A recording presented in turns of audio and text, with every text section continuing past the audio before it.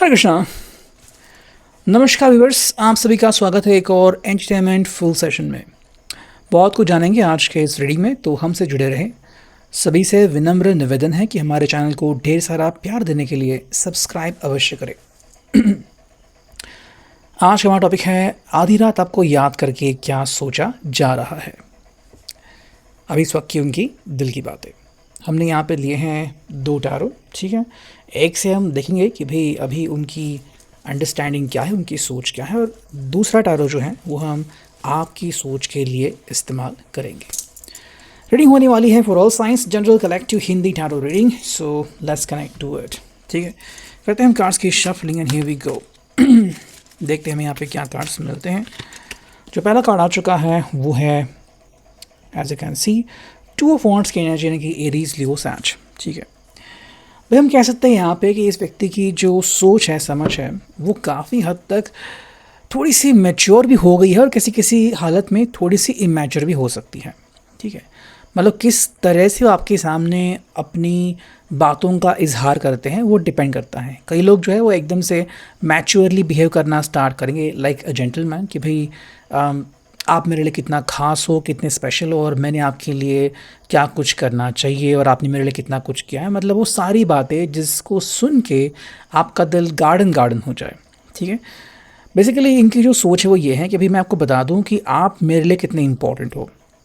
May be वो इस बात को समझना चाहते हैं, फिर आपको समझाना चाहता है कि जब से इन्होंने इस बात को समझा है कि आप उनके लिए कितने इम्पोर्टेंट हो और आपका कितना अहम रोल है उनके ज़िंदगी में फ़िलहाल, तो ये एक नए तरह की सोच और समझ उनको मिल गई है।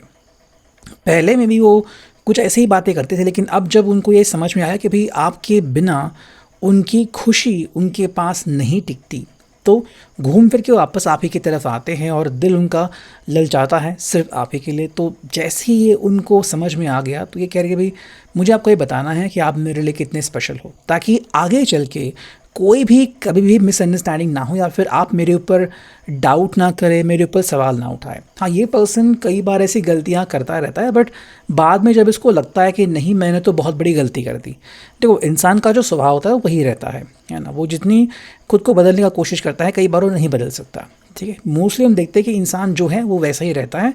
बहुत कम लोग होते हैं जो अपने आप में उतना ज़्यादा प्रभावी बदलाव कर पाते हैं। तो यहाँ पे वो कह रहा है कि पर्सन कि देखो, अगर भविष्य में आपको दिखा भी कि भाई मैं गलती कर रहा हूँ, वापस से वही बोल रहा हूँ, तो ये ध्यान में रखना कि आप मेरे लिए बहुत इंपॉर्टेंट हो। चाहे फिर मैं आगे चल के कुछ कहूँ ना कहूँ, बट आप मेरे लिए बहुत मौल्यवान हो, बहुत कीमती हो, और ये मैं शब्दों से आपको बयां कभी भी नहीं कर पाऊँगा, ठीक है। तो एक तरह का उनका कन्फेशन हम यहाँ पे देख सकते हैं। सेकंड जो है वो है द टावर। देखो ये कन्फेशन का क्यों आ गया, बिकॉज यहाँ पे है द टावर की एनर्जी। देखो सिंपल वो कह रहे हैं कि भाई अगर आपको लग रहा है कि मैं जो हूँ कई बार कठिन शब्द का इस्तेमाल करता हूँ, कई बार आपको दर्द पहुँचाता हूँ, आपको चोट पहुँचाता हूँ, कई बार आपके दिल को तड़पाता हूँ, तो ये जानबूझ के नहीं होता, ये मेरे स्वभाव के अनुसार है। कई लोग जो होते हैं वो बेसिकली फ़िक्र बहुत करते हैं, एंड कई लोगों को लगता है कि भाई मैं क्यों किसी के सामने झुकूं, या फिर मैं क्यों हमेशा सॉरी कहूं वगैरह। तो ये चीज़ें चलती रहती हैं, बट जब उनको लगता है कि नहीं ये मैंने क्या कर दिया, मेरे लिए तो आप ही इम्पोर्टेंट, और अगर आप मेरे ज़िंदगी में नहीं हो तो मेरे पास कुछ भी नहीं है। मतलब पैसा हो, बंगला हो, गाड़ी हो, लेकिन अगर आपका दिल ही आपके पास नहीं है तो फिर आपको क्या ही मज़ा आएगा।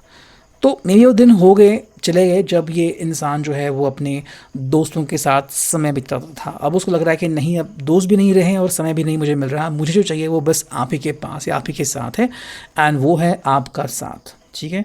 तो अगर आप में से किसी को लग रहा है कि भाई ये जो ट्रैजिक मोमेंट है कि पता नहीं अब क्या होगा, या फिर अब बातें होगी नहीं होगी, एकदम से कोई हमें एंड दिख रहा है, तो वो कह रहे हैं कि देखो हम इसको टाल सकते हैं, ठीक है।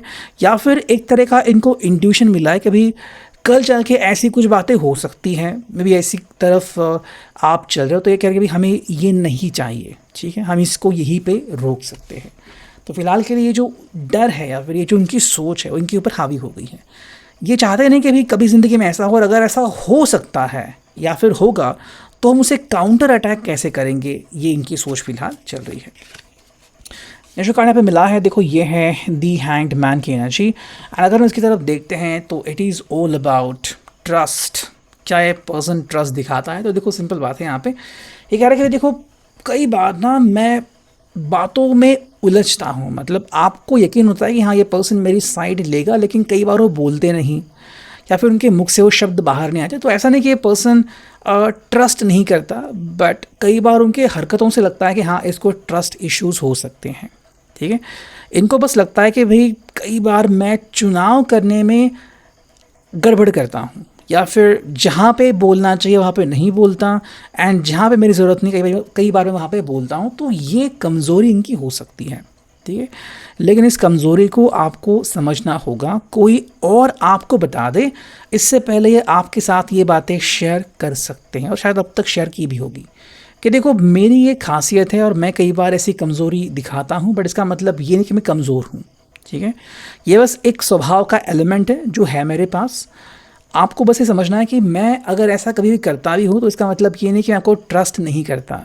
बस बात इतनी सी है कि कई बार मैं चुनाव में ही अटक जाता हूँ। जैसे कि मान लो किसी को कोई चीज़ खरीदनी है, लेकिन वो सोच में इतना डूबता है कि वो सेल आके कब चला गया उसको पता ही नहीं चलता। तो ये पर्सन में भी समय सूचकता नहीं दिखाता, ऐसा भी हम यहाँ पे कह सकते हैं। एक और कार्ड अगर हम देखें यहाँ पे, तो देखो ये आ चुका है 3 ऑफ वॉन्ड्स के। देखो ये पर्सन ना बेसिकली हम कहें तो डर बहुत है, इस व्यक्ति को डर है आपका साथ खोने का, और मे बी लॉन्ग वेट करने का अब इसको कंटाला आ गया। फिर कह रहे कि अब मुझे लॉन्ग वेट नहीं करना, कि पता नहीं वो आपसे बात कब होगी या फिर आपका मूड कब सेट होगा। तो इससे पहले वो कह रही है भाई मुझे सब कुछ सेटल करना है। ठीक है, बिकॉज एक बार चीज़ें बिगड़ गई तो फिर कितना समय लगेगा ये उनको पता है। पहले शायद वो ये सब भुगत चुके हैं और इसलिए कह रहे हैं कि अब मुझे ऐसा नहीं करना। अगर मुझे ज़रा सी भनक लगी कि ऐसा कुछ हो सकता है, मैं तुरंत आपकी जो नकारात्मक सोच है उसको डिलीट कर दूंगा और आपको बता दूंगा कि देखो भाई मेरे मन में एग्जैक्टली आपके लिए क्या चल रहा है। अब अगर हम देखते हैं यहाँ पे कि हमें टैरो से क्या कार्ड मिलते हैं, चलो देखते हैं कार्ड्स की shuffling and here we go. चलो आपके लिए दो कार्ड आ चुके हैं। पहला जो कार्ड आ चुका है वो है 8 ऑफ कप्स कार्ड। ठीक है, तो आप कह रहे हैं कि भाई हाँ ये पर्सन आपको कई बार उलझनों में अटकाता है और इसके कारण कई बार आप उलझनों में अटकते हो, अकेले पड़ जाते हो और नाराज़ भी होते हो। ठीक है, हालांकि नाराज़गी इनके सामने व्यक्त करनी है नहीं करनी कंप्लीटली आपके ऊपर डिपेंडेंट है। अगर आपको लगा कि हाँ ये सही होगा, मैं इनको बता दूँ कि इनकी वजह से आप कितनी नाराज़ रहते हो तो ठीक है।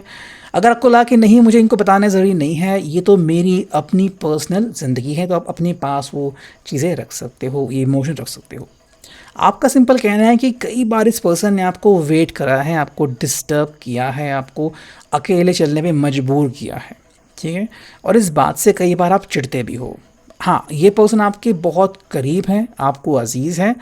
इस पर्सन में कुछ खासियत भी है, लेकिन कुछ चीज़ें ऐसी भी हैं जो आपको बहुत गुस्सा दिलाती हैं, और ये उनमें से एक है। सेकंड जो कार्ड आ चुका है देखो ये है द मून। आपकी सोच ना बार बार इस व्यक्ति की वजह से अफेक्ट होती है, और कई बार आप सोच में डूबते हो कि भाई आखिर आपको करना क्या चाहिए।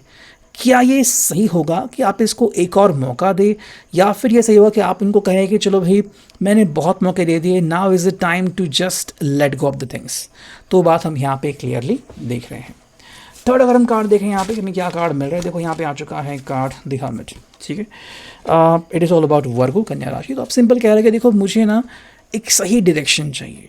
हाँ आप अगर सही डायरेक्शन के साथ आते हो you are more than welcome, आपका मैं स्वागत ही करूँगा, स्वागत करूँगी, लेकिन गलत दिशा में मुझे जाना नहीं है। तो ये नहीं करना कि भाई सिर्फ दिल कह रहा है इसलिए मैंने वो किया जो मेरा दिमाग मुझे करने से इनकार कर रहा है। ठीक है, तो मैं सही राह का चुनाव करूँगा या फिर सही राह का चुनाव करूँगी। फोर्थ जो कार्ड हमें यहाँ पे मिल गया है आपके लिए, ये है 8 ऑफ पेंटिकल्स। देखो आपका कहना ये है कि भाई आपको देखना है कि इस रिश्ते में सच में चीज़ें वर्क हो रही है या नहीं। ठीक है, आपको हवा में बाण नहीं चलाने। आप कह रहे देखो अगर आप सीरियस हो तो मुझसे बात करो, अगर आप सीरियस नहीं हो तो फिर आगे बढ़ने में कोई भी फ़ायदा नहीं है। अब अगर हम देखते हैं यहाँ पे एंजलिक मैसेज हमें क्या मिलते हैं, स्पेशली इनके लिए आपके लिए, करते हैं थोड़ा सा ध्यान। आर्कएंजल देखो ये पर्सन ना कई बार खुद को तड़पाता है और तड़पता रहता है, और उसको तब किसी की हेल्प नहीं मिलती। जी अकेला पड़ता है, उसको लगता है कि भाई मुझे संभालने वाला कोई है नहीं, और शायद जो उसके करीबी लोग हैं या फिर इसके कुछ दोस्त हैं उनको पता है कि इसका स्वभाव कैसा है।